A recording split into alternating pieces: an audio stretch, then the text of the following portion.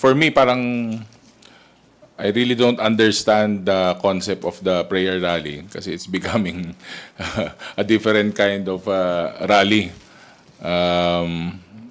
Minsan mellow, minsan mainit na, umiinit. Pero the personalities who are there should be the personalities who are first and foremost na dapat nandyan na tutulong sa gobyerno para ayusin yung mga problema natin. Hindi yung dadagdagan pa yung mga political tension. But for me, they should also, of course, lahat naman tayo, walang monopoly ng love of country. Lahat yan, mahal nila yung bansa. Pero,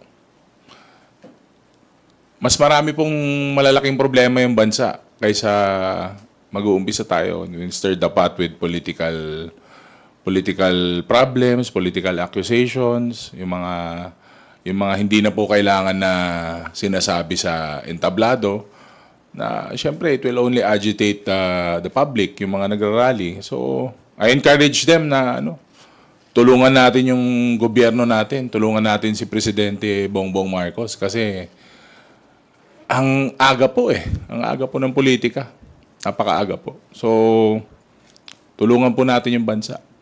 In terms of statistics, in the history of the Filipino, nakikita po natin na mapagbigay ang Pilipino. So, sa midterm period ng isang presidente, pinagbibigyan po ng Pilipino.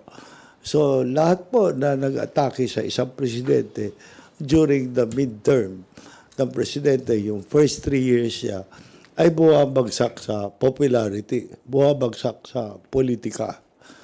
So, sabi nga ng kasama natin, Assistant Majority Floor Leader Ortega, napakaaga, 2025 ba election, ngayon na nagrarally na sila. And kung bumalik tayo sa EDSA Revolution, ayun po ang inumpisahan. So, it's antique page.